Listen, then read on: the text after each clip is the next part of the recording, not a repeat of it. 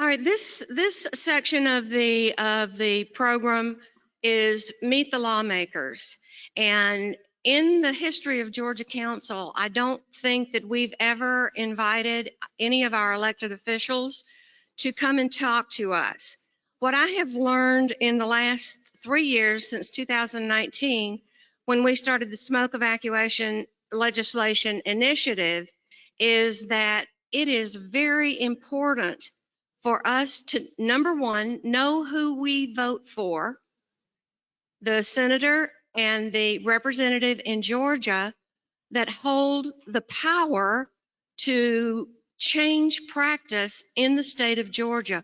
We need a continuous conversation with them so they can call us when they have questions, and when we have issues, we can go directly to them.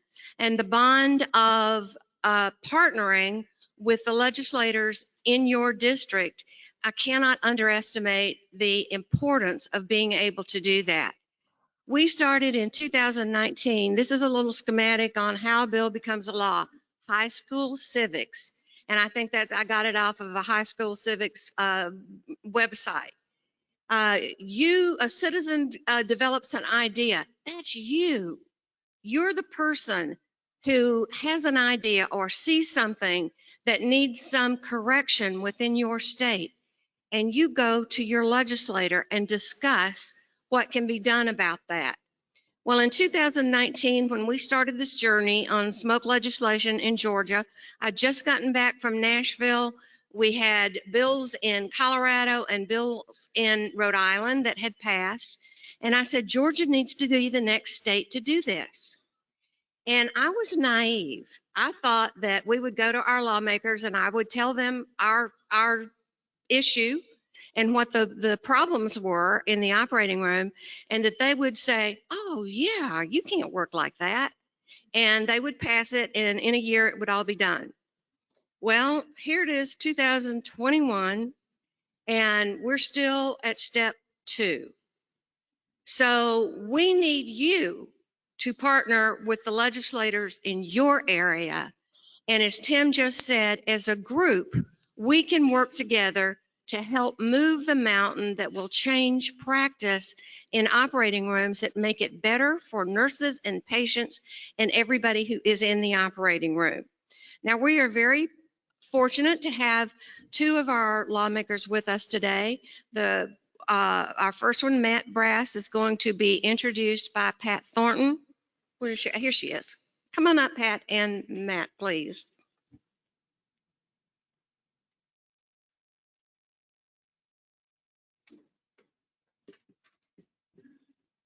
I'm glad a good many of y'all are still here. I'm Pat Thornton.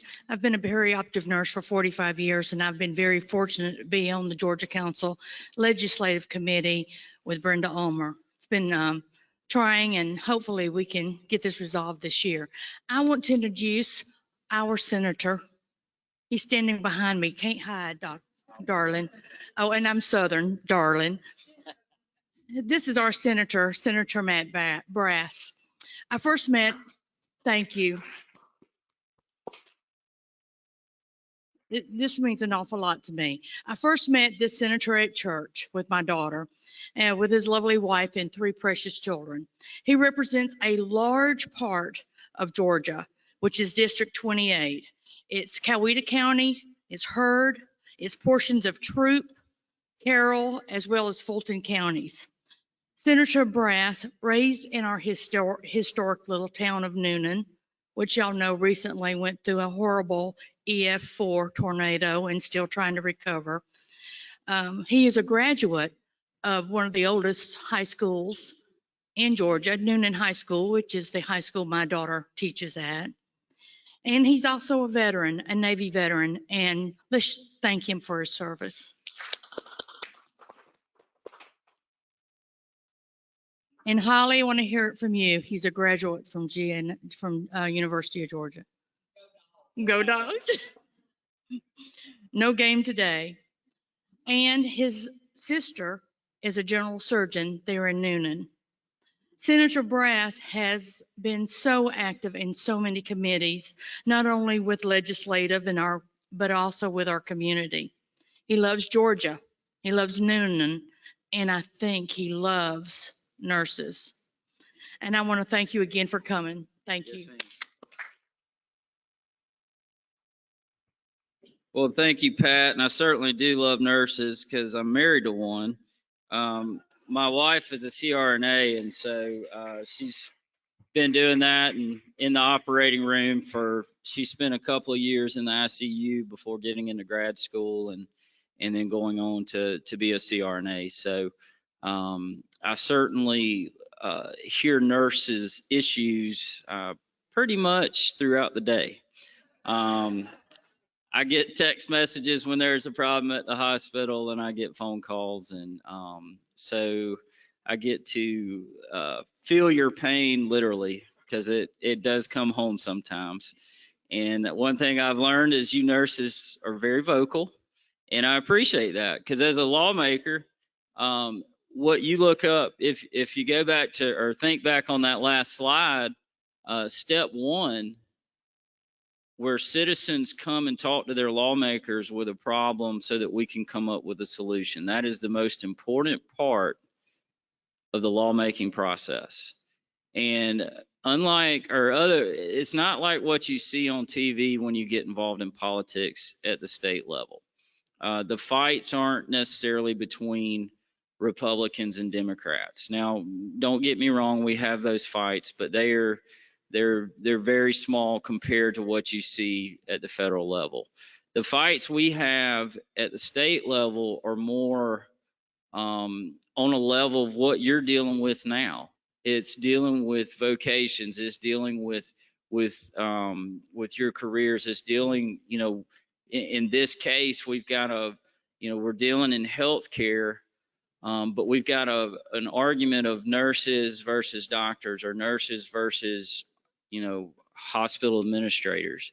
And so it's a totally different fight than yelling at each other about something else you saw on Twitter that probably doesn't even matter. This is real life. This is really, your lives are literally at stake here.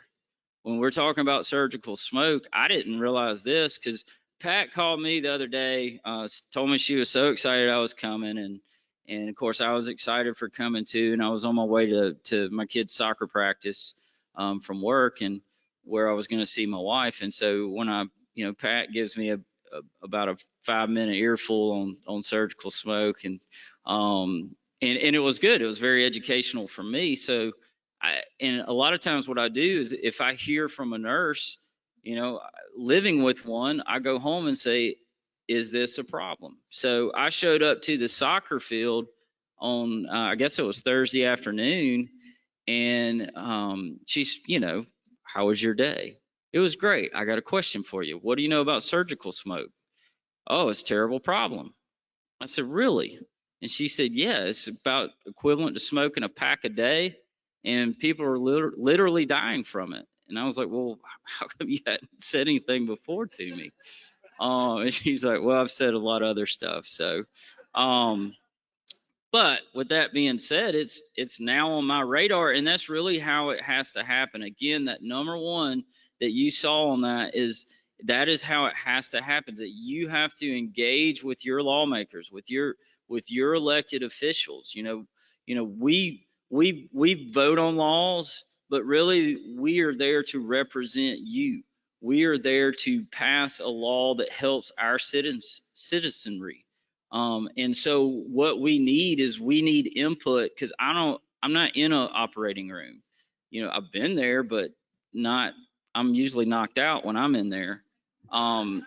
So I need to know what the problems are from industry experts, which is you guys. And that's same thing goes for, Representative Schofield is going to be up here in a little bit. And she's probably not an expert. She may be, I don't know, but she's not an expert in this field. And most of us at the Capitol are not, or any other field for that matter. And that's to me, one of the issues that, I do see at different elected offices, or different levels, is sometimes you get elected officials that get elected, and all of a sudden, we're literally supposed to be an expert in about a million different things the day we get elected, and we can't be. And that's why we need you guys. We need organizations like yours, associations like yours to come to us. We need citizens like you, like Pat, like Laura, to come to us in the district and say, this is my problem, and will you help me find a solution?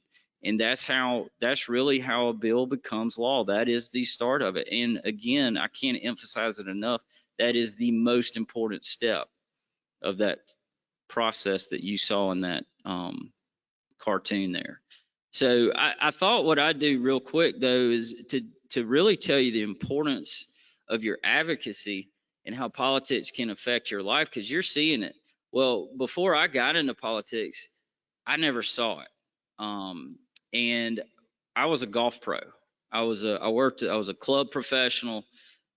When people walked into the clubhouse, I wanted them to forget about whatever problems they had at work, whatever problems they had in the office, whatever problems they got at home. I wanted them to forget about that. I wanted them to come play golf, that be their escape, and have a good time. And that was my life. Well, when my wife got into grad school, and it was back when it was MCG, we moved to Augusta. Well, while she was in grad school, it was during the Great Recession. Well, during the Great Recession, you remember there was large budget cuts that came down from the state, and because there was no money.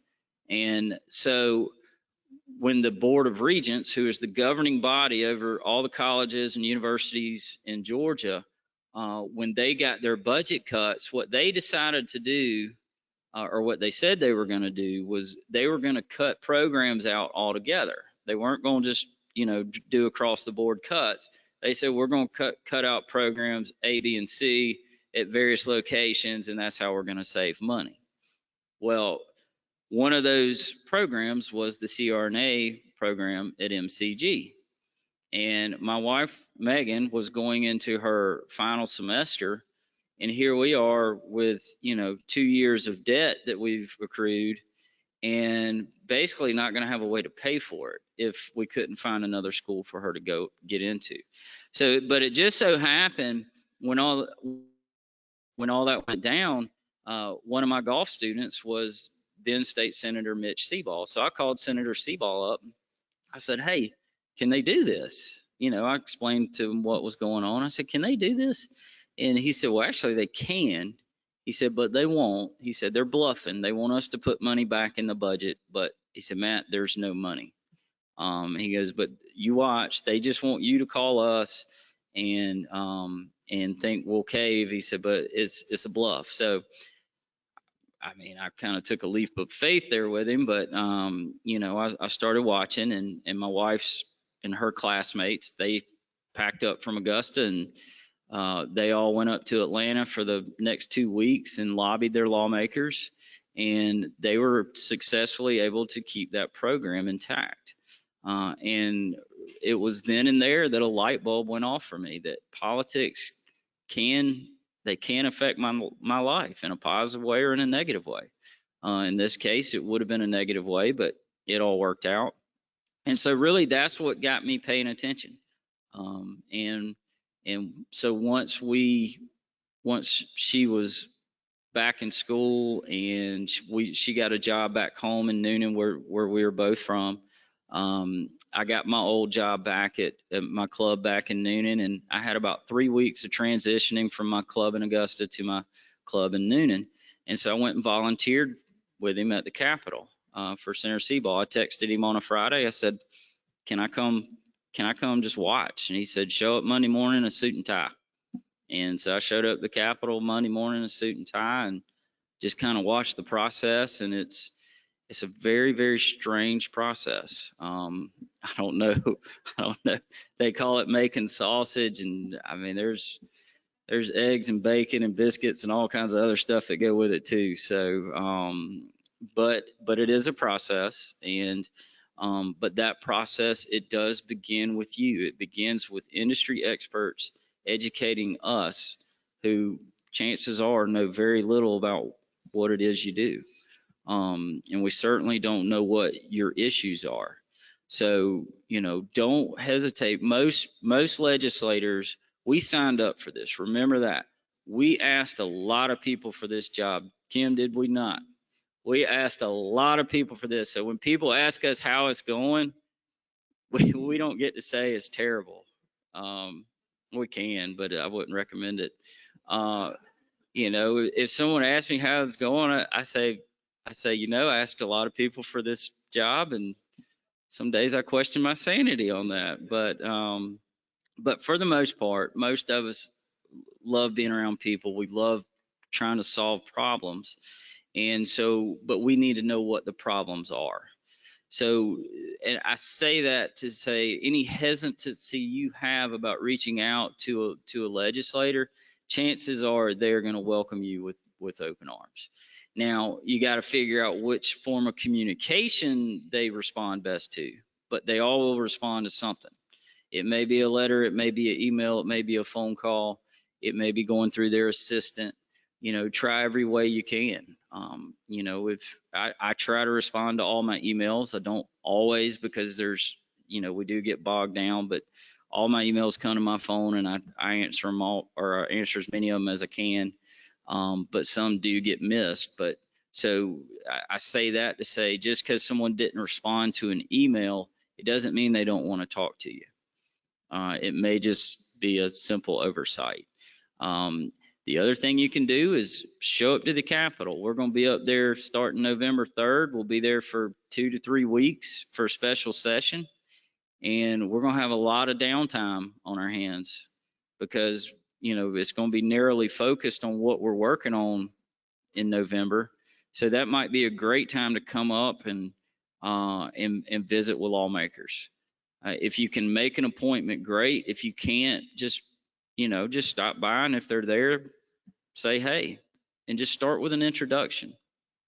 And just that's this politics is to me the most important part of it is relationships, and that every relationship starts with an introduction. So just stop by and make an introduction, and don't just run in there and say pass surgical smoke and run out. That's not going to be real effective. But if you'll go in and introduce yourself and tell them, even if you have to lie, just say you voted for them. And I'm kidding. You don't have to say it. You don't need to lie. But just say, I'm a constituent. If you voted for them, tell them that. I'll make them feel good. If you didn't, stick to I'm a constituent. And then just sit down and tell them what you do. That's an introduction. You're introducing them to you as a person, and you're introducing your field to them as a career. And this is what I do. This is what I've done for so long. And we would love your support. And, and just so y'all know, you've got a standalone bill. There's other nursing bills that are coming. I believe there's going to be an omnibus nursing bill, and that might be one worth looking at jumping on board, because it's the power of numbers. Most of us, and Representative Schofield can tell you, most of us can count, and numbers do matter. And I don't mean it to say if we can count to get reelected, but I mean it to say that we can count if there's an issue. And I'm hearing from one person, it's a lot different than if it's a problem for hundreds of people in one particular field that are in my district. Those numbers do matter. So again, just don't hesitate to go reach out. Again, we go in November, but that's just for redistricting, and I think we're doing a couple other little things. But then we'll come back in January. January will be the time when we get started on our regular session, where your bill will start moving again. And I think you're going to have 2 new advocates here for sure. Myself, and I won't speak for Representative Schofield, but she's giving the thumbs up. So the important part is get out there and educate your legislators. That's what we need. I'd heard a little bit about this bill, but not really a lot until Pat and I talked, and now I feel ready to get out there and get in the trenches with you guys and help you out. And let's get this thing moving. Let's get it done. And we'll go from there. So with that, I'll be more than happy to answer some questions if there's time. Or yes, ma'am.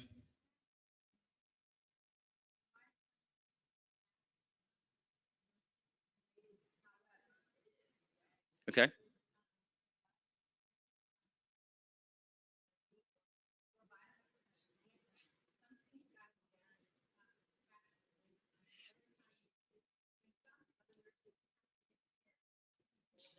Right. crimes have, occurred. Is there anything that you can be, is there anything on the horizon to curb it? I mean, I don't know. Yeah, just so everybody, here's what I'll try to paraphrase the question is the crime and the violence we're seeing in the city, within the city, or really around the state, is transferring into our emergency rooms and our operating rooms, and what can we do to help that from the state level? So is that Yes. okay? So a couple things. One is, one of the big problems we're seeing in law enforcement is pay scale. A lot of them are underpaid, and so the state is stepping in and going to help out. In fact, that was part of one of the calls the governor made that we will be dealing with on top of the redistricting maps come November. Is we will also be dealing with law enforcement and law enforcement pay and crime in the state. So that's just kind of first step. But there's, unfortunately, and this is my opinion. Representative Schofield may have a totally different take on this, but when we went through 2020 was just a crazy year. I think we can all agree on that. It was a wild and crazy year. And I think the pandemic was the beginning of the pandemic was a big part of that, when everybody's, almost shut in and you got kids not in school. It was just a number of things. And to me, it was almost the perfect storm in a negative way and it just literally exploded. And then you get politics involved in it, and politics always makes things worse. I'm sorry, it does.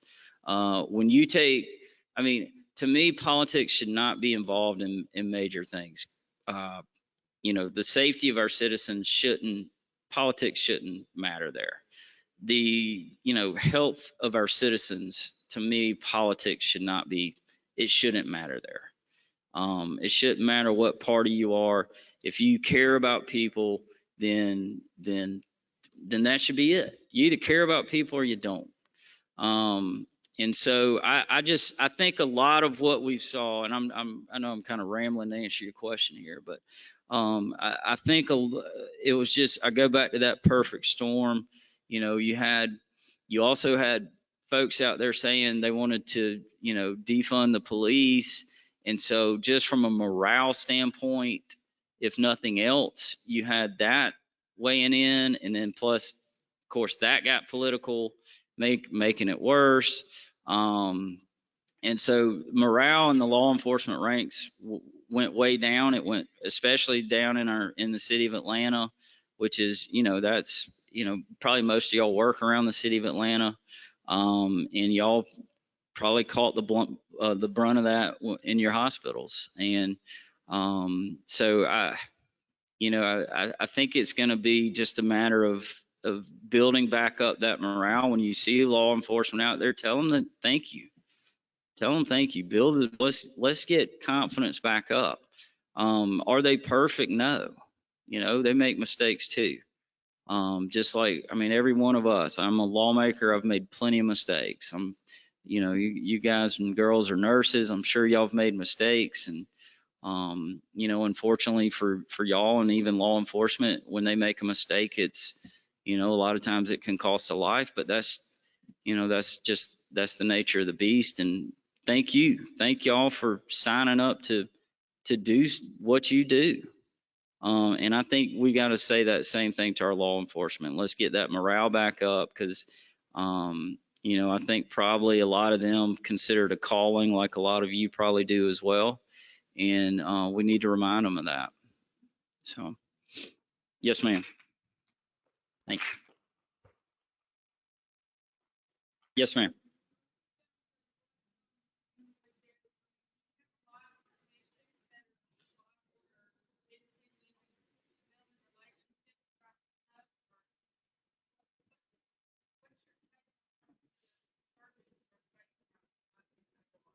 Well, quite honestly, I haven't talked to any surgeons on it yet. It's a relatively new issue to me. I kind of watched it from afar. We're dealing with so many issues up there. Kind of what I do is, I get asked all the time, what do you think about House Bill, whatever? I'm like, well, I'm not even focused on House bills right now because I'm focused on Senate bills that I've got to, either fight against or fight for to get them over to the House. And then when the House bills get over, I focus on whichever ones make it. And typically I don't even get to, they have so many. See, they got 180 of them introducing bills. We only got 56. So you can imagine they got a lot more bills coming our way than we have going theirs. And on top of it, we actually have less time to deal with it because crossover day is past the halfway point. I think we're at what, day 28 or 29 of a 40-day session. So we've got, as a Senate, in the Senate, we've only got about 11 to 12 legislative days to pass a House bill. And like I said, there's more of them. So unless a bill is sitting right in front of my committee, or unless, I have a constituent like Pat call me about it, I'm not going to be real familiar with it. So up until last year was about the first time I'd really kind of started hearing about it. And now I'm hearing about it a lot, and I'm with you. So as far as the surgeons go, though, I haven't spoken to any of them yet. I mean, the only thing I can think of is that they're worried about it hitting their bottom line, but they seem to pass that on down to the patient anyway. So I don't know. I don't know what their issue is. I'm certainly planning on talking with them. I mean, that's one thing I try to do as a legislator is if I'm for or against an issue, always go talk to the opposing side. That way I can, try to figure out, or what is the issue? Can we work out? If you have just one little issue with one part of a bill, can we work that out? Is there a compromise? And then try to compromise it that way. And if we can, move the bill forward. If then they go to another issue and say, well, I don't like this part. Well, you didn't say that last time. We could have negotiated that out already. And then you just figure out you're negotiating against yourself. So at some point, probably in November when we get back, I'll sit down with some surgeons and ask them. Well, actually, probably today on my way home, I'll call my sister and ask her what she thinks. And Laura operates with her, so she can, you can lobby her. Maybe you lobby her first, and then I'll call her and ask her thoughts on it. Okay. Okay. Well, thank y'all for having me, and seriously, thank you for what you do. Y'all are on the front lines, and this past 2 years is, I know, been well, for lack of a better term, it's been hell on y'all. And I appreciate what you do. I appreciate y'all going to work every day and making sure people come home safe. So thank you.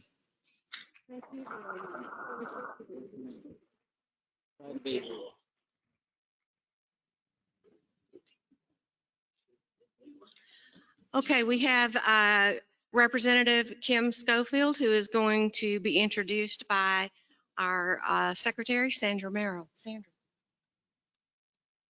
Good afternoon. I am introducing Representative Kim Schofield from District 60. As she told me that you will always have her in your footprint because she represents the airport area. She serves the citizens of House District 60. It includes Southeast Atlanta, East Point, College Park, Forest Park, and Hapeville. She was elected to the Georgia General Assembly in 2017, and she lives out her core values of access, action, and accountability. And she also told me Kim means keep it moving, so I will.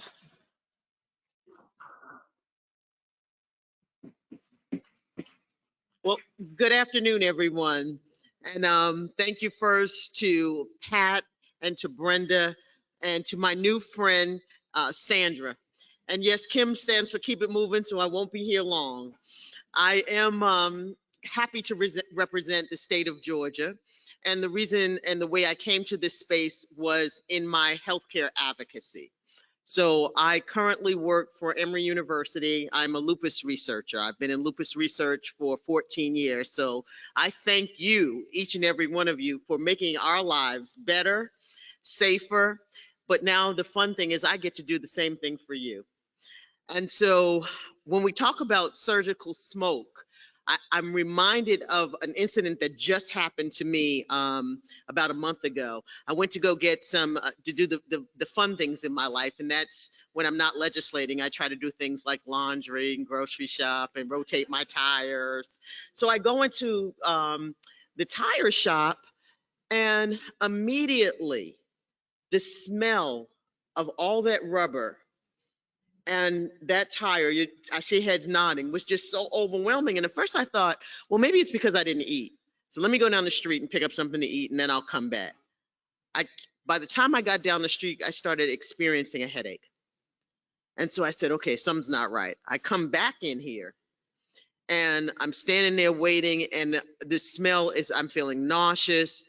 And I said to the guys, I was like, how in the world could you possibly work in this environment all day long? This smell doesn't bother you? We don't even smell it. And so I stepped out thinking about the secondhand repercussions and the secondhand dangers that we put ourselves in when we go to work. So when I started hearing about this surgical smoke, the first thing I thought about was, you're on the front line doing the best that you can do, but yet you're sacrificing your life to save someone else. Now, as a person who lives with lupus since 2000, which is how I ended up down at the Capitol, because no one in this state really knew about lupus, including Senator Bass over there. So I said, you know what? I'm gonna do something really crazy. I'm gonna call everybody under the Gold Dome, and I'm gonna ask them what they know about lupus. Hello, I'm Kim Schofield. I'd love to talk to you about, hello? Oh, okay. So I went down to the Capitol. And I start walking around, and everybody that had a blue or a red badge, I would go up to them and say, hey, my name is Kim. I called your office yesterday. Don't know what happened, if we got disconnected or you hung up on me. But I have lupus, and I want to talk to everybody in here that has lupus. And so I met with a senator, and we started doing some advocacy work where we bought, first it was me, and then it was about 20 people. The next year, it was 40. Next year was 50. Years to come, we start bringing a whole bunch of people that dressed in purple that would come down and talk to their legislators and got to know that we really are people too. And we started making an impact of us being out in the forefront to tell our stories, to share our experiences. I wish I'd bought the picture for you, but in the last 3 years, we now wear purple capes on Lupus Awareness Day. And I know Senator has bought a cape and has worn a cape that says Lupus Warrior. And yes, we have 180 members in the House. Out of 180 members, there's only maybe about 7 or 8 that absolutely refuse to wear a cape, but they're coming along. And that's including the Speaker of the House. He's like, I'm not doing capes yet. We'll get him. And on the Senate side, we do have about, I would say we have about 80%, a little higher, of them wearing the capes. So your story makes a difference. So I go back to the tire place, and I'm starting to ask people as they're coming in and out, how long do you think it is before this stuff gets in your lungs? And people started saying, you know, that's why I don't come here. I come and I sit in my car and I do other things. And sometimes I'm sitting here. I noticed that I have these effects, these lingering effects, yet this is never talked about. So how many other areas and spaces are people feeling long-term effects and we don't talk about it? So I stand here today to say thank you, first of all, for bringing this to our attention to raise awareness. COVID has exposed a lot of gaps in our healthcare system. It has things that we were talking about, should have been talking about, never talked about, have all bubbled up. And while we can no longer afford to have a staff and patients in a state that does not move their standard of healthcare up, I'm tired of us being laughs in healthcare. I serve on the Health and Human Services Committee, so healthcare is all I do. I live with lupus. Healthcare is the only thing that matters to me. The people that are in this room keep me and others alive. So my space, my heart, my advocacy is always going to stand on the side of who's getting it done. You're the group that's getting it done. COVID gave us an opportunity to do it better and do it differently. And now is our time.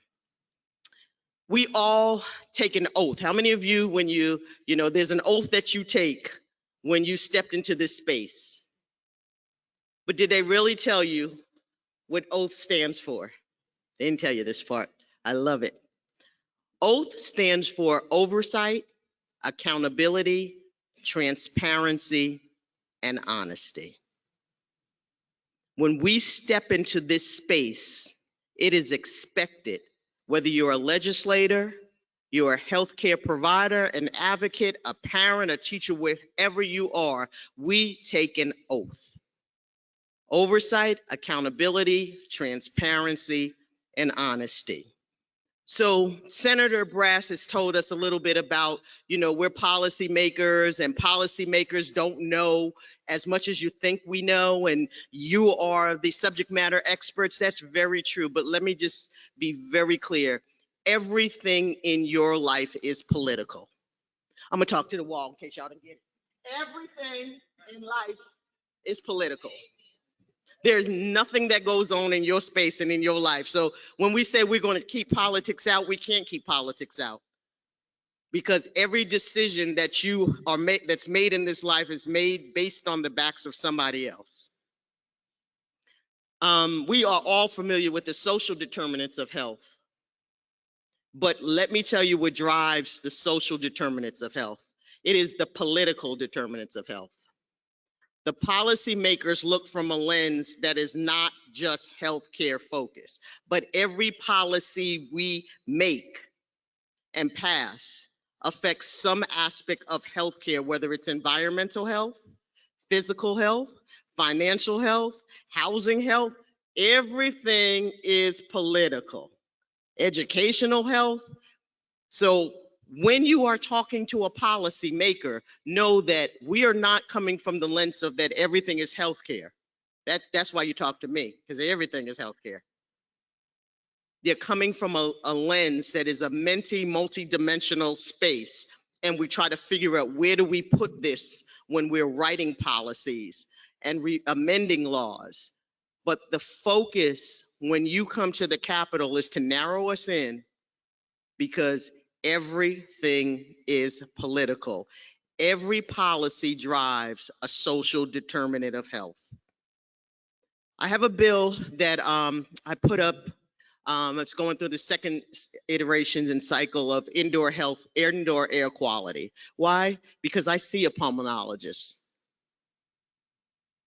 Because I have to be careful of things that get into my lungs. Imagine every day you're sacrificing and doing this in your space.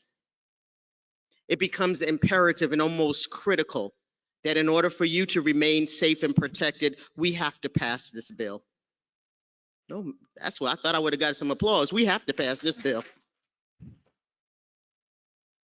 My HB 36, I'm going to look at that and maybe put some other parameters in it about indoor air quality. But, as I read the stories and hear some of the testimonies, it's a simple ask. It's really not a heavy lift. It's just a simple, respectful, when I see you doing this, yeah, it's an easy Sometimes the things that are the easiest take the longest to do, and partly because we don't hear enough people talking about this. Remember, I went back and I got 20 people, then I got 50 people, and then at one point in the session, I had them all in purple down yell at the top of their lungs, Lopez! Legislators started coming over the hall like, what is going on? That was our way to get your attention. You've got to get our attentions. It is the advocacy work that you do. I started as an advocate. I'm always going to have the heart of an advocate. I'm an advocate who writes policy now. That's the only difference. The important thing is the relational capacity that you build. And I tell people, make us hear you. To the senator's point, if one person calls my office, I'm going to always listen. 10 people call, I'm going to be interested and curious. But if 20 people start calling my office, I'm probably going to, by that time, already drafted the bill. Your voice is the voice that matters. And you have a lot of weight in your voice that's an untapped potential that you're not using. You said, well, I'm not political. I don't like politics. Everything in life is political, people. There is a bill also that I know started in the Senate, and I'm trying to do a companion bill in the House that is a protecting nurses against violence and protecting workers, essential workers against violence. You know, I applaud you because you do this every day and you're in these situations every day, and yet you put your clothes on, you go to work every day to save. So again, as a policymaker, it's my job, it's my passion, it's my action to protect you. And I will be working with my colleagues across the aisle. I just actually text Senator Gloria Butler, who started the bill, and I said, I want to help on your bill. And she said, yes, ma'am, I welcome your help.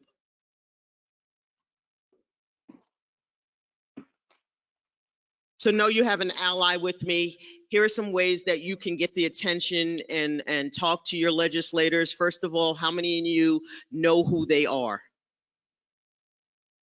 Okay, so I wasn't going to do that one, and because I was going to usually like tell people stand up if you know them.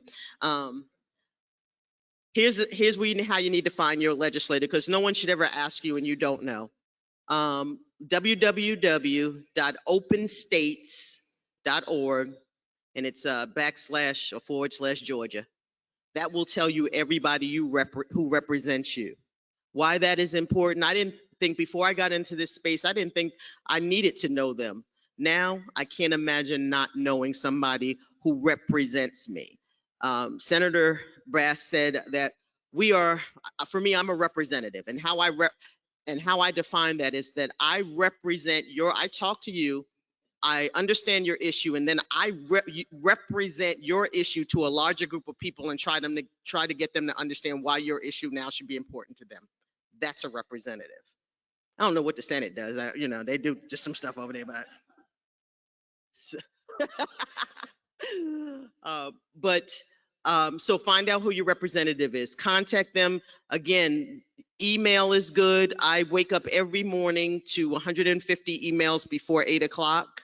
And by the end of the day, I usually have checked 400 emails that I personally respond to. Call them. Talk with their legislative aide.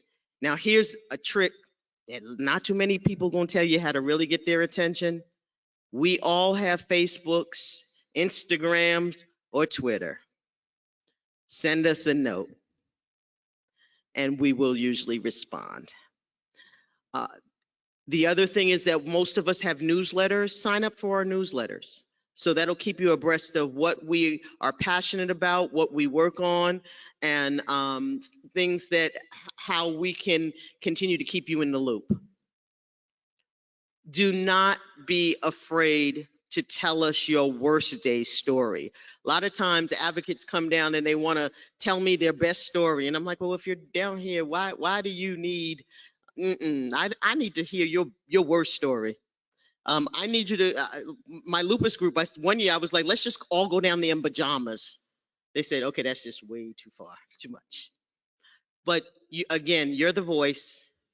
We are the advocates inside. You are the advocates outside. You have an ally with me as a member of the House, the Health and Human Services Committee, and you have an ally with me as a member of a person who lives with lupus, who works in a hospital, who understands the value of your life. Thank you for allowing me to be with you.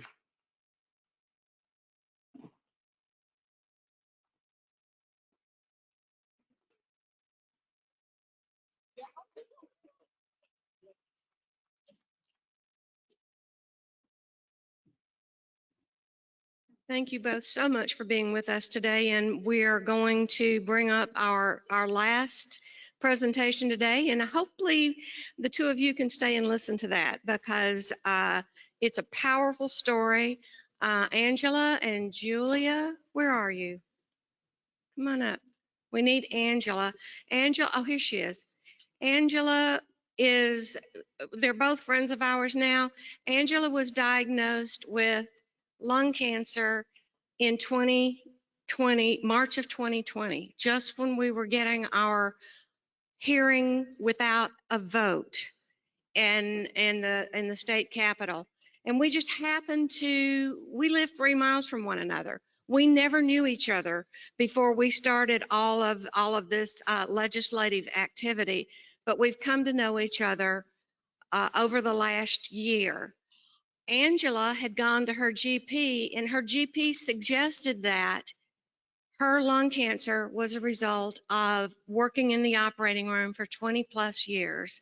So you're going to hear from Angela about her story today. And then we have Julia with us as well, who is a student just coming into the profession that we hope goes into the operating room. So are you going to use the slides or no? No, but Okay. you can use them, but I don't know how to work that. Okay. No. Okay. That's fine. You with the mic? She's going to stand right here. Oh, you're going to stand? Yes. Okay. Yeah. Okay. What about Julia? She's got a mic? We're going to stand in. Okay.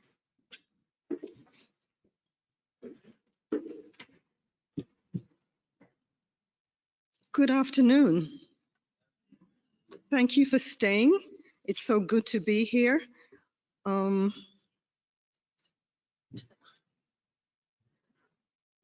As you can tell, I am not a speaker, but I'm going to do my best. My name is Angela Hahn. I was born and raised in East London in the borough of West Ham. Now, for those who are soccer enthusiasts, you may know about West Ham. Anybody? No? No soccer fans? All right. Well, West Ham United was or is a great soccer team, and that was the borough which I lived in. Football was kind of my life because I grew up with 3 brothers, so I had to learn to do what my brothers did. I'm an East Ender and I'm a Cockney, although I don't sound like a Cockney, but that's what East Enders do. I grew up with 3 brothers, and naturally I did what they did. I played competitive sports, cricket, football, and I was an avid sprinter. I even learned to ride a bicycle, which was a big deal. In the 60s, my family moved to Jamaica, where I spent 4 years and then returned to England to further my education.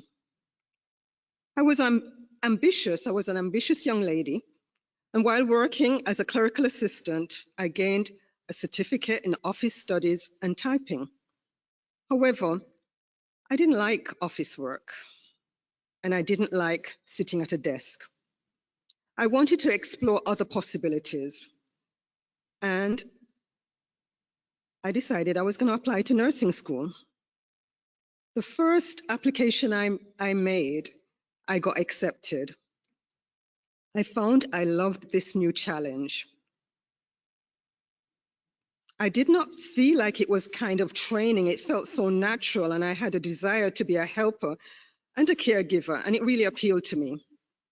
I graduated from Ashford School of Nursing in 1976. And to my amazement, back then, I received 2 awards. One for the first place in our School of Nursing's hospital final exam, and the other for theoretical work. I just want to show you how far back I've come. This is my first nursing dictionary. You see how tatty it looks? This is my first nursing dictionary. And this book here was a very sought out book back then. It's called Tui's Medicine for Nurses. I don't know if anybody used it in the US, but this is what we used. And I still have it.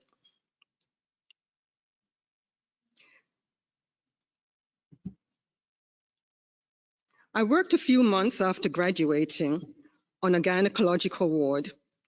And then I decided I wanted to do operating room nursing. So I went to the Leicester Royal Infirmary, where I did a whole year of training, learning to scrub and to circulate.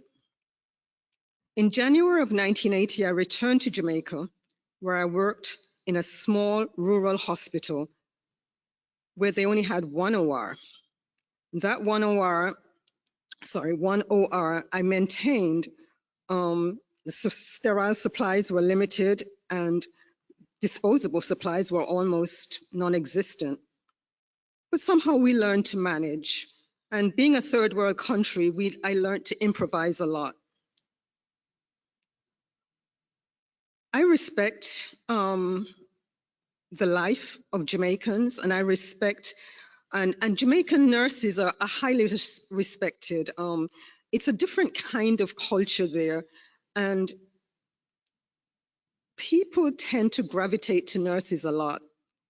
That being said, I got married to a Jamaican, and my first 2 children were born in Jamaica. In 1985, I migrated to the United States, and to my dismay, my nursing credentials didn't mean anything.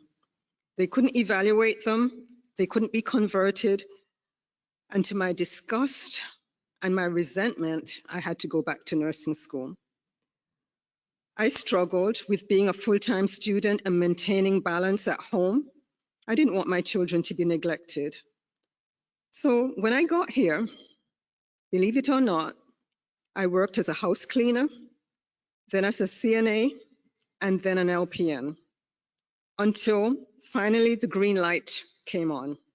I graduated from Miami-Dade Community College, and then I graduated from Nova Southeastern University with my bachelor's degree.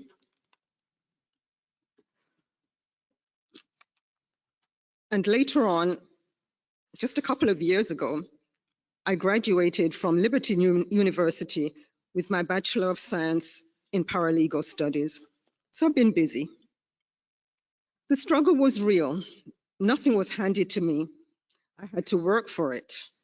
I learned some real coping skills way back in my childhood. When I used to play with my brothers, I learned to run. And now I don't run anymore. I don't sprint, but a long distance run used to be so refreshing to me. And surprisingly, it would calm my fatigue after a hard day's work and take away the tension. So I would go home feeling a little calmer. I remember when I worked in Miami, if I was stressed, I wouldn't take the stress home. I'd go and sit by the beach. It was lovely. I left the Sunshine State for hot Atlanta in 2005. As a travel nurse, I came here, and a 3-month contract turned into 9 months. I was working at DeKalb Medical. I saw the need to become more connected to my my OR scope, so I became certified. I got my CNOR. I worked at Gwinnett Medical for a decade, and I presently work at the Atlanta VA. Patients are our focus, not just mine, our focus. It's all about them and their well-being, their safety. We have to be their advocate. That's why we're here, right? We're committed. We must speak up and speak out. We cannot have a soundless voice. We have to be heard, especially when things are wrong or when there is a better way. That's why we're here to get knowledge and to become more empowered. Am I right? Okay. Let me tell you about my focus. I have been determined to step up my health game, and this has been a lifetime ambition to exercise, to eat right in my personal scope, and I hope it will be yours too. I not only rest, I pray, pray, and pray more. And while I'm praying, I try and focus on the positives, and I'm mindful of what enters my body, and including what I drink and what I inhale. I've never smoked any substance at all, and I will not sit around and absorb secondhand smoke or any kind of negativity. It's strange how the mind works. We get educated, we read, we listen to lectures, we attend conferences and workshops, and yet we do the easy thing. We just stay silent when things go wrong because it's emotionally safe. We as nurses, surgical technologists, doctors, and students take shortcuts in protecting ourselves and the environment. Yes, I'm going to go there. I'm going to talk about the risk, how we jeopardize our health with surgical smoke. We go to the OR and we're smoking. So let me tell you my actual story. I've given you a little background on me. Let me tell you my story. In 2019, I sustained a back injury. I had not recovered from that incident before I had began to experience pain in my right side. In January of 2020, I mentioned it to my primary health provider after having gone for my usual annual checkup. And we talked about that pain, but somehow I thought maybe I'd bumped into something. You know how you bump into something and you keep on moving? Well, that's what I thought happened. And so we both decided it was something muscular and it would correct itself. Since I had pain medication for my back, I really didn't require anything from her for my rib area. So I declined her offer to give me analgesia, but the pain persisted. And I was starting to have spasms there, and it became very severe, and I could no longer sleep on that side. So in February, excuse me, let me get rid of this.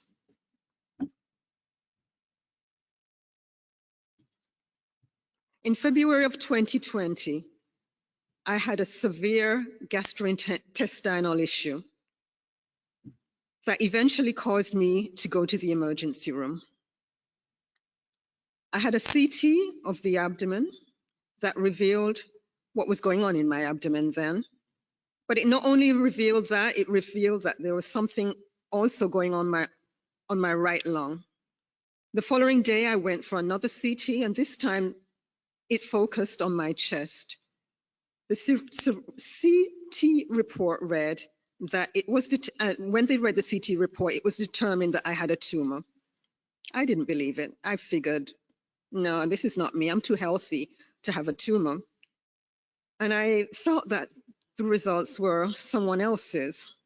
However, they convinced me that it was indeed mine. And the pulmonologist even suggested that it was malignant. I thought, how dare her? How dare her say I have something malignant? It wasn't until March of 2020 when I had a right lung biopsy under CT guidance that 2 weeks later, I got a call that rocked my world. My deepest fears were confirmed then. I really had lung cancer.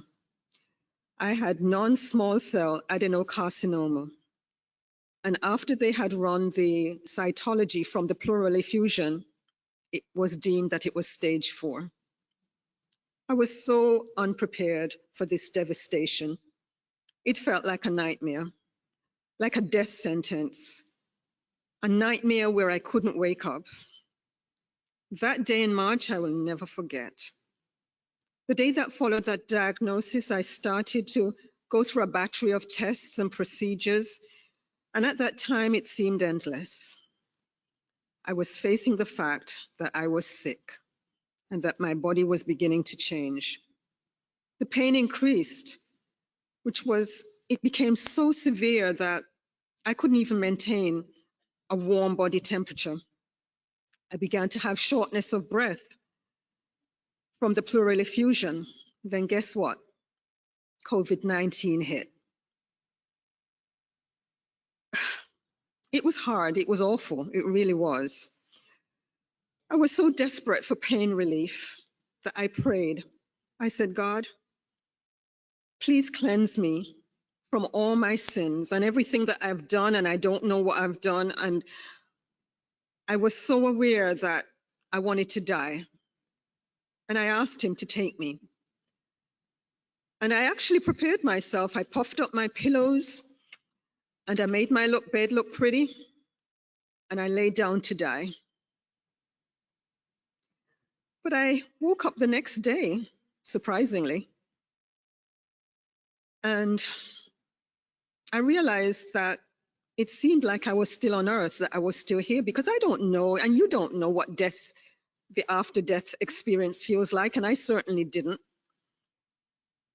So I put one foot gingerly on the floor, and when that foot made contact with the floor, it felt natural and it felt normal.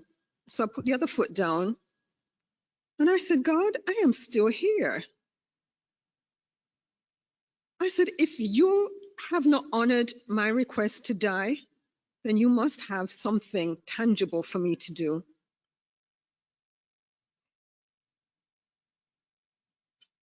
I began to search for meaning of what my gifts were and what God would have me do. And I'm sorry if I offend you by talking about God, but that's what I do.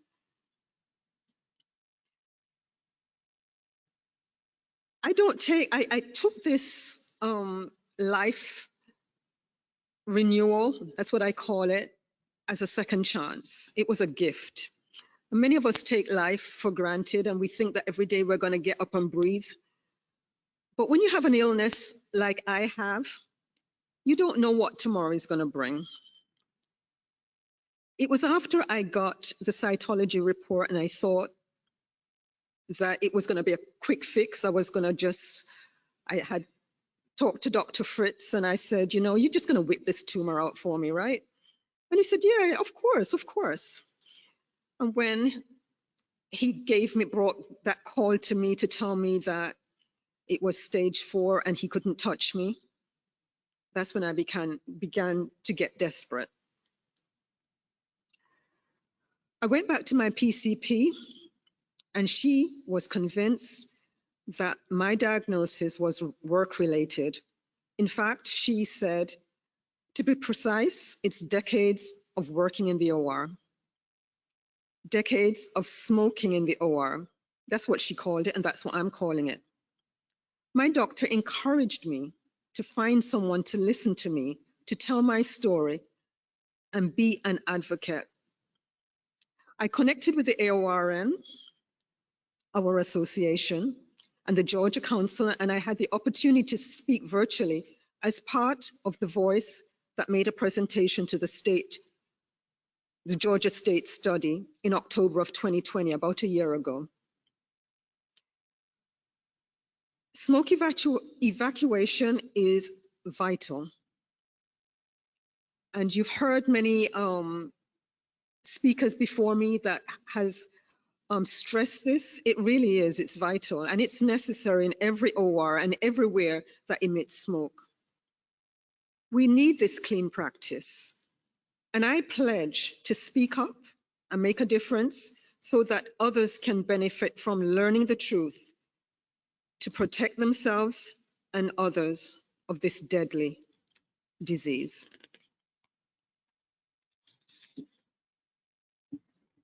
God is healing my body. I'm still taking immunotherapy, and I'm amazed that I can stand here today. I'm not short of breath. I can walk upstairs without having to sit down and take a breath. I can smile again. That was hard before. I have an appetite. I have gained my weight back. And here I am speaking to you today. So, because of that, I want to promote clean breathing. I don't want us smoking anymore in the OR, and I hope you don't want to either. Thank you.